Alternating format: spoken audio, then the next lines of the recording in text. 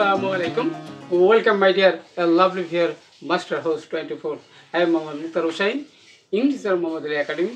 সবাইকে স্বাগতম শুভেচ্ছা এবং অনেক অনেক ভালোবাসা জানাই। তোমরা যারা ক্লাস 6 থেকে 12 ক্লাসে যারা রয়েছো সবারই কিন্তু এমন একটি ইম্পর্টেন্ট টপিক রয়েছে যেই বিষয়টি আমাদের প্রত্যেকেরই তোমাদের জানার প্রয়োজন রয়েছে, কারণ তোমাদের নতুন কারিকুলাম যেটি তোমাদের ইদানিং প্রকাশ পেয়েছে সেই বিষয়টি অত্যন্ত ইম্পর্টেন্ট, যেটি সবার জন্য কমন রয়েছে। অর্থাৎ 6 থেকে 12 ক্লাস অর্থাৎ যে কোনো ক্লাসে রয়েছে, অথবা তোমরা যারা বিভিন্ন কলেজ বিশ্ববিদ্যালয় হায়ার এডুকেশন সব ক্ষেত্রে কিন্তু এমন একটা টপিক আমাদের প্রয়োজন হয় জানতে। তাহলে সেই বিষয়টি কী?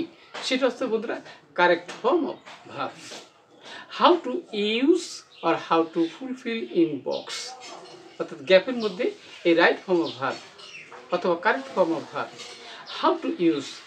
আজকের ভিডিও থেকে সে বিষয়টি তোমরা চমৎকারভাবে জানতে পারবে। আর তোমরা যারা আমার চ্যানেলে নতুন রয়েছো অবশ্যই চ্যানেলটি সাবস্ক্রাইব করে রাখবে তোমাদের নিত্য নতুন ভিডিওর নোটিফিকেশন নিয়মিতভাবে পেতে চাইলে। আর যারা সাবস্ক্রাইব করছো thank you so much. So number top now go to our white board, try to understand today's lesson correct or right form of verb, how to fulfill in the gaps. শিখে নাও shortcut tips for competitive exam. So get started. Hello my dear lovely viewers, আমরা বলছিলাম right form of verb or correct form of verb, how to use in English grammar. শিখে নাও shortcut tips. আমাদের episode হলো 299 অর্থাৎ 299তম video. আর এখানে তোমরা বলছিলাম আমরা যে 6 থেকে 12 ক্লাসের আছে সবার জন্য কিন্তু ইম্পর্টেন্ট আজকের টপিকস, সেটা হচ্ছে এসএসসি এইচএসসি অ্যাডমিশন টেস্ট এবং বিভিন্ন কলেজ বিশ্ববিদ্যালয়ে তোমরা যারা পড়াশোনা করবা, যারা টেস্ট পরীক্ষা দিবা তাদের জন্য কিন্তু ইম্পর্টেন্ট।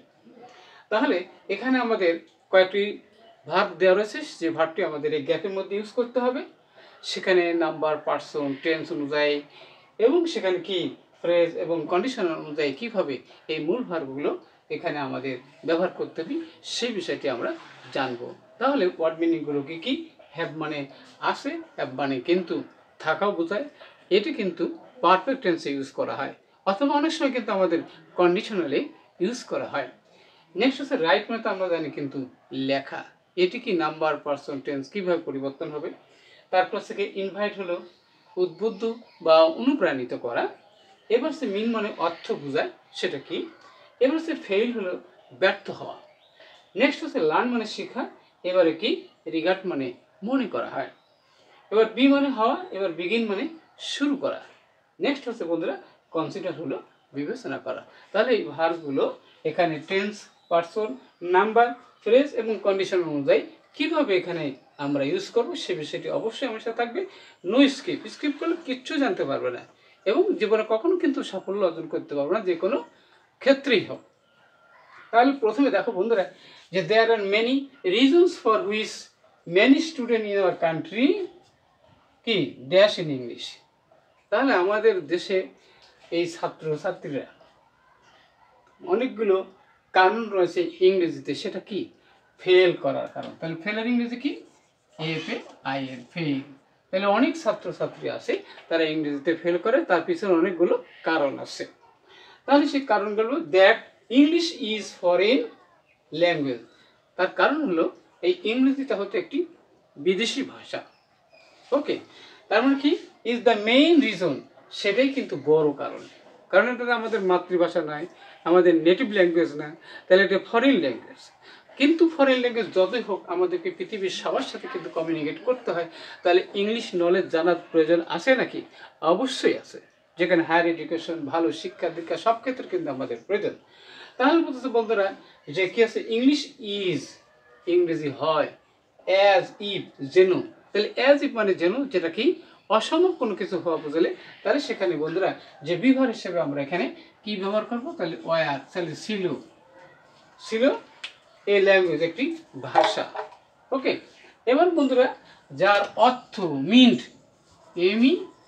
মিন্ট, যার অর্থ হচ্ছে কি, সেটা হচ্ছে for a particular class of people, তাহলে ইংলিশটা হলো বিশেষ শ্রেণী মানুষের জন্য, সবার জন্য নয়। তাহলে কিন্তু সেটা কি বলছে, ইট ইজ রিগার্ডেড, তাহলে এটা মনে করা হয়, ইট ইজ রিগার্ডেড, রিগার্ডেড, তাহলে এটা মনে করা হয়। কি মনে করা হয়? যারা নিজস্ব মাতৃভাষা না তারা মনে করে, তো it is regard as a share wastage of time, তাহলে যদি ইংরেজি শেখা এটা তো সময়ের অপচয়। ওকে, তাহলে আসলে কি এখানে দে বিগিন, তাহলে তারা কি করে, তারা শুরু করে। বিগিন মানে কি, তারা শুরু করে। কি টু ক্রেম, অর্থাৎ এই ইংরেজি তারা মুখস্থ করতে শুরু করে। কেন?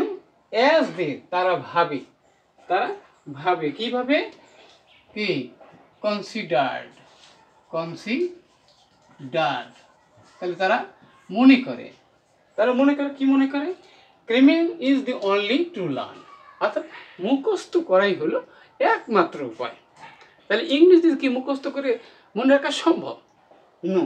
তাহলে সেখানে কি বাট, কিন্তু কি বলতেছে এখানে কন্ডিশনাল যদি থাকে, তাহলে এখানে বলতেছে হ্যাড, এখানে হ্যাড দে কিন ইন্টারেস্ট ইন লার্নিং ইংলিশ, যদি তাদের থাকতো, কি থাকতো, আগ্রহ থাকতো, মানে গভীর আগ্রহ থাকতো, আন্তরিক ইচ্ছা থাকতো, তাহলে পরে দে কুড হ্যাভ, তাহলে তারা শিখতে পারতো।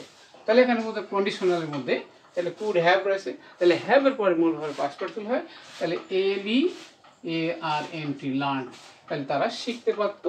ইট মানে কি ইজিলি।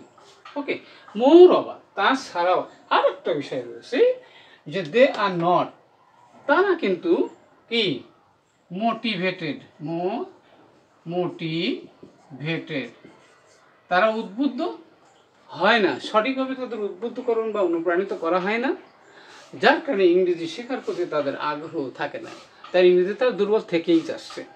নেক্সট হতে বলতে ইন এডিশনাল, আরও আমরা বলতে পারি, যোগ করতে পারি, সেটা কি যে টেক্সট বুকস মানে পাঠ্য বইগুলো কি আছে, এখানে নট আছে, তাহলে এবারে আমরা আর দেব আর নট, এখানে রিটেন মানে কি লেখা, রিটেন মানে লেখা, তাহলে লেখা হয় নাই according to the need of the learner, তাহলে শিক্ষার্থীদের চাহিদা অনুযায়ী কিন্তু এই পাঠ্য বইগুলো কিন্তু লেখা হয় নাই।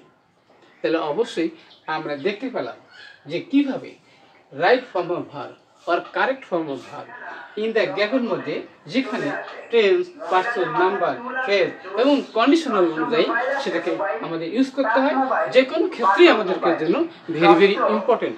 আজকের ভিডিওটি অবশ্যই আমাদের ভালো লেগেছে, আর ভালো লাগলে লাইক শেয়ার করতে ভুলবেন না। সবাই সুন্দর এবং সাকসেসফুল জন্য কামনা করে এখানে বিদায় নিচ্ছি। পরবর্তী নতুন বিষয় নিয়ে হাজির হব, ততক্ষণ আল্লাহ হাফেজ।